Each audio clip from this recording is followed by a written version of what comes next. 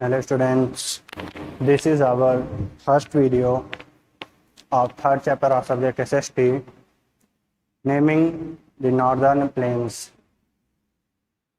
In this video, we shall learn about the life kind of northern people, and we all know about the northern plains.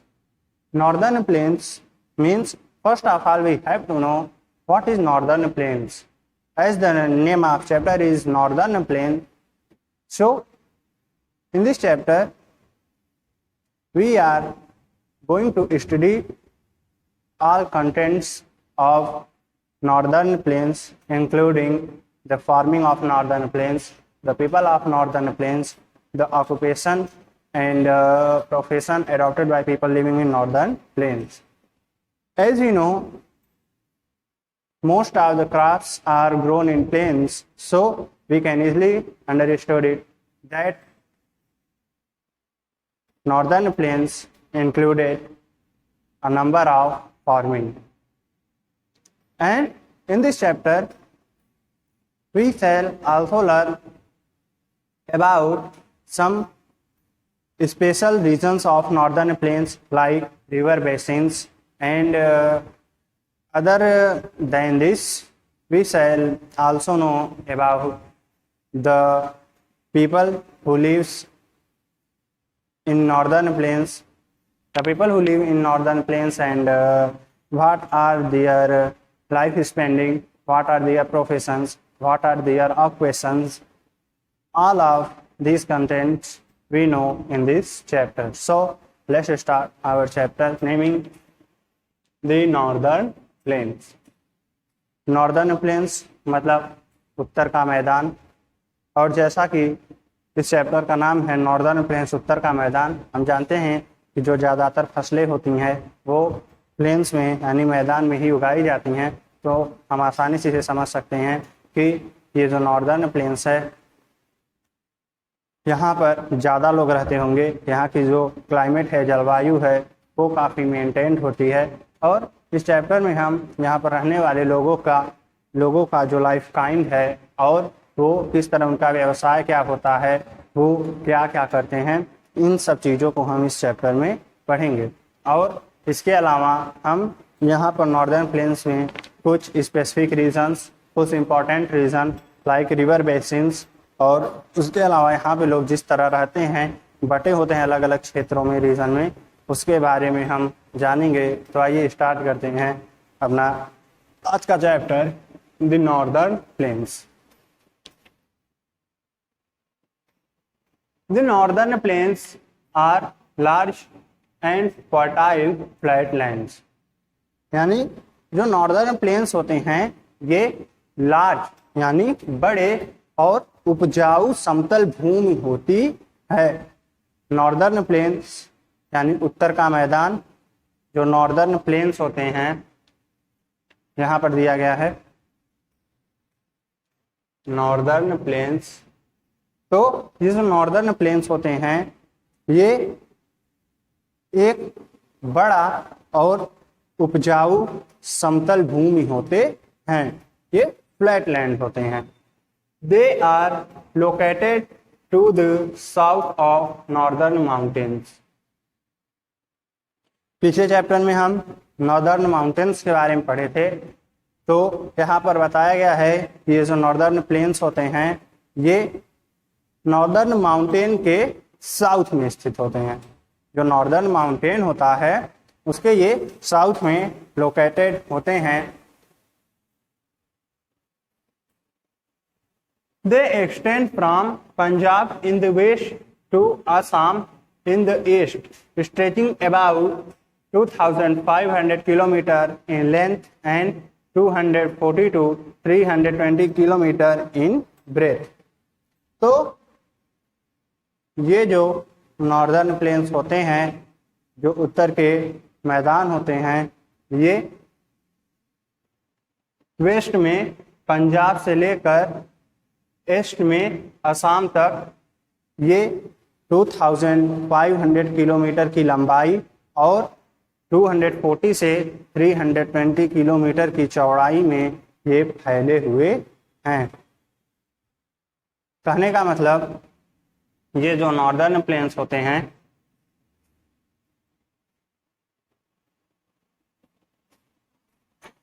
यहाँ पर देखिए,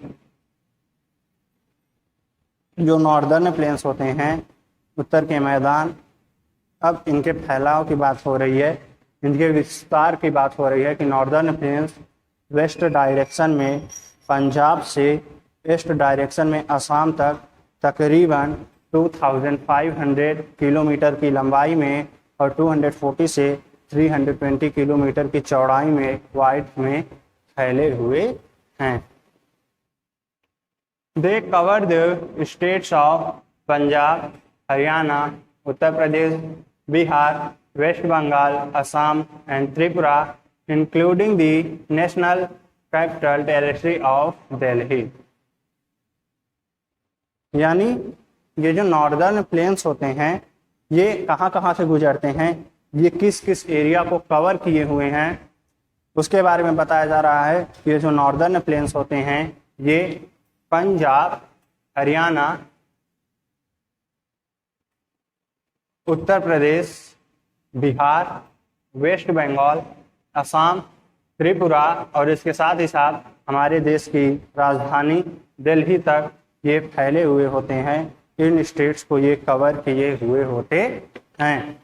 यानी पंजाब से लेकर असम तक तो ये जो है फैले ही होते हैं, लेकिन इसके साथ ही साथ ये त्रिपुरा, उत्तर प्रदेश, बिहार, वेस्ट बंगाल, हरियाणा और नेशनल टेरिटरी दिल्ली को भी ये कवर किए हुए होते हैं।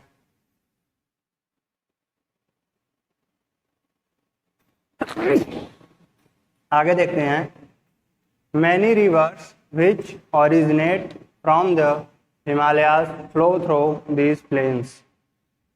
यानी कई सारी नदियाँ जो हिमालय पर्वत से निकलती हैं, हिमालय माउंटेन से ओरिजिनेट करती हैं, ये नदियाँ, ये रिवर्स इन नॉर्दर्न प्लेन से होकर जाती हैं।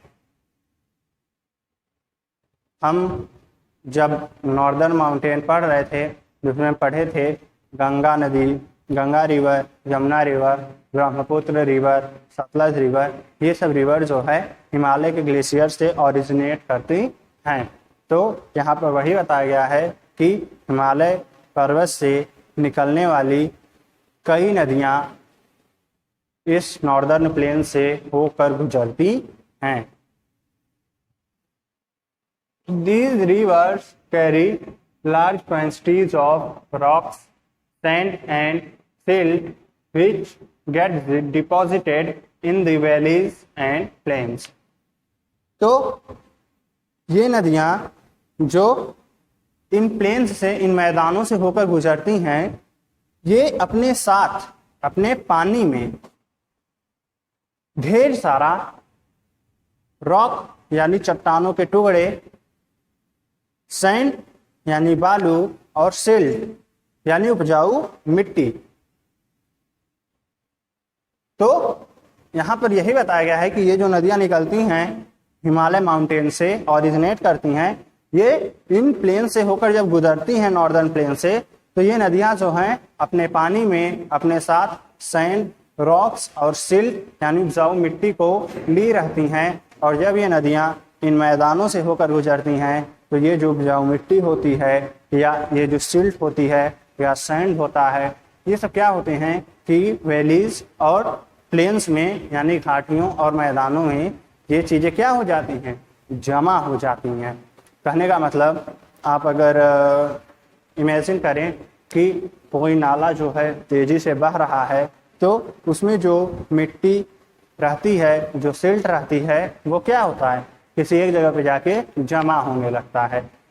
तो यहाँ पर वही बताया गया है कि ये नदियाँ जो हिमालय माउंटेन से ओरिजिनेट करती हैं और नॉर्दर्न माउंटेन से पास थ्रो करती हैं, तो इन नदियों में जो silt, sand and rock particles पाए जाते हैं, ये इन प्लेन्स में और वैलीज में डिपॉजिट हो जाते हैं, जमा हो जाते हैं।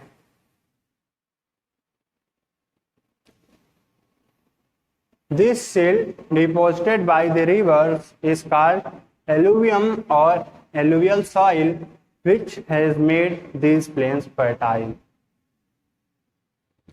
तो अभी जैसा कि हम आपको बताए कि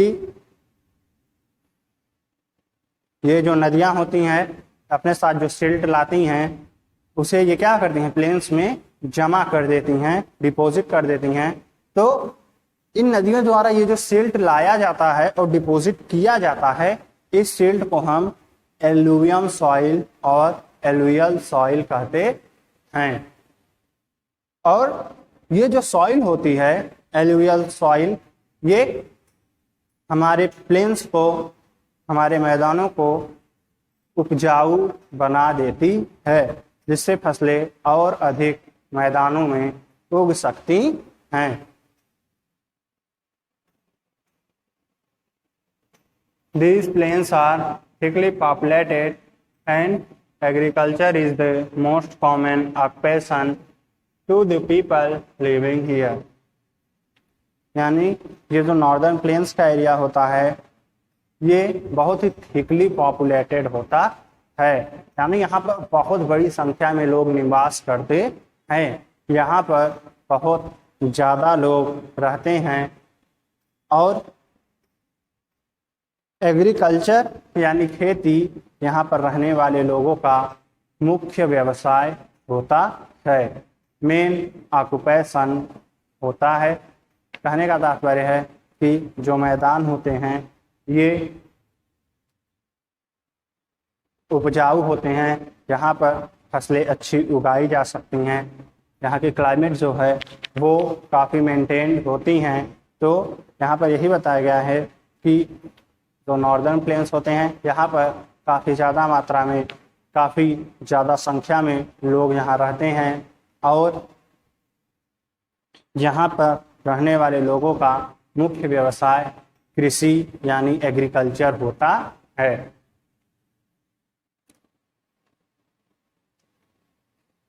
The chief rivers flowing through these plains are the Satluj, the Ganga and the Brahmaputra। यानी इन प्लेन से होकर गुजरने वाली या इन मैदानों से होकर बहने वाली प्रमुख नदियां गंगा नदी, सतलज नदी और ब्रह्मपुत्र नदी है। कहने का मतलब ये जो प्लेन्स होते हैं हम आपको बताए, इनसे जो है कई सारी रिवर्स पास थ्रो करती हैं। तो ये जो रिवर पास थ्रो करती हैं, गुजरती हैं इन प्लेन से, उनमें सबसे प्रमुख नदियां गंगा नदी, सतलज नदी और ब्रह्मपुत्र नदी हैं। These rivers divide the northern plains into river basins। तो ये जो तीनों रिवर्स हैं यानी सतलज रिवर है और ब्रह्मपुत्र रिवर है और गंगा रिवर है, ये जो है नॉर्दर्न प्लेन्स को 3 बेसिन्स में डिवाइड कर देती हैं। कौन कौन से बेसिन होते हैं वो बेसिन होते हैं the Sutlej basin, the Ganga basin and the Brahmaputra basin. Basin का मतलब होता है नदी क्षेत्र, यानी जो मैदान होते हैं उत्तर के नॉर्दर्न प्लेन्स होते हैं, इनके अलग अलग स्थानों पर ये तीनों नदियां यानी ब्रह्मपुत्र, गंगा और सतलज, ये तीनों जो है इन्हीं तीनों के पानी से उस प्लेन को क्या किया जाता है, इरिगेशन किया जाता है, इरिगेट किया जाता है, यानी उन प्लेन्स की सिंचाई की जाती है या वहाँ पे रहने वाले लोग इन्हीं तीनों नदियों में से किसी एक का पानी यूज करते हैं। तो जिस क्षेत्र में, जिस रीजन में जो नदी पाई जाती है उसी के आधार पर नॉर्दर्न प्लेन्स को 3 मेन रीजन में डिवाइड किया गया है। वो कौन कौन से रीजन हैं आप देख सकते हैं। उसमें पहला है सतलज बेसिन एंड सेकंड है गंगा बेसिन एंड थर्ड है ब्रह्मपुत्र बेसिन। इन तीनों बेसिन्स, इन तीनों नदी क्षेत्रों के बारे में हम नेक्स्ट वीडियो में जो है पढ़ेंगे। तो इस वीडियो में आपके लिए इतना ही। जो चीज़ बताई गई उसे एक बार फिर से रिवाइज कर दें। हम अपने SST सब्जेक्ट का 3rd चैप्टर पढ़ रहे हैं, नेम नॉर्दर्न प्लेन्स यानी उत्तर के मैदान। हम इसे यहाँ पे आपको बताएं कि ये जो नॉर्दर्न प्लेन्स होते हैं, सॉरी यहाँ पर इसे मेरे से कर दे रहे हैं।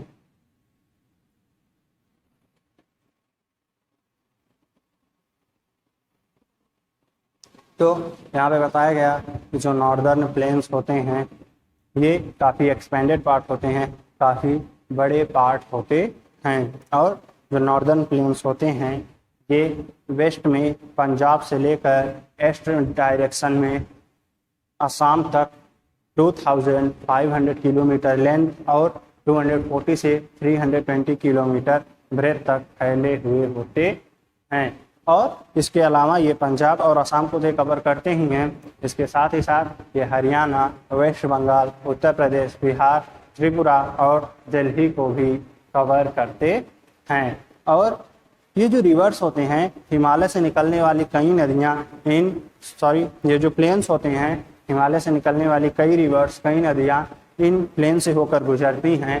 तो ये जो नदियाँ होती हैं ये अपने पानी में, अपने वाटर में सिल्ट, सैंड या रॉक पार्टिकल्स इन्हें ये कैरी किए रहती हैं।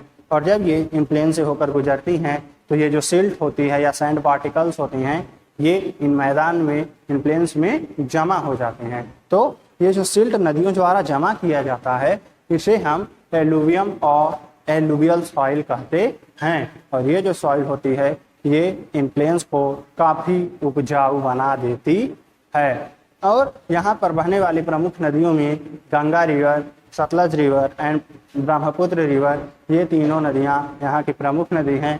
और इन तीनों के आधार पर ही नॉर्दर्न प्लेन्स को हम 3 रीजन में डिवाइड कर सकते हैं, the Sutlej basin and Ganga basin and the Brahmaputra basin. इन तीनों बेसिन के बारे में हम नेक्स्ट वीडियो में पढ़ेंगे, जानेंगे। आप इसे ध्यान से देखिए, समझिए। मिलते हैं नेक्स्ट वीडियो में। Thank you very much.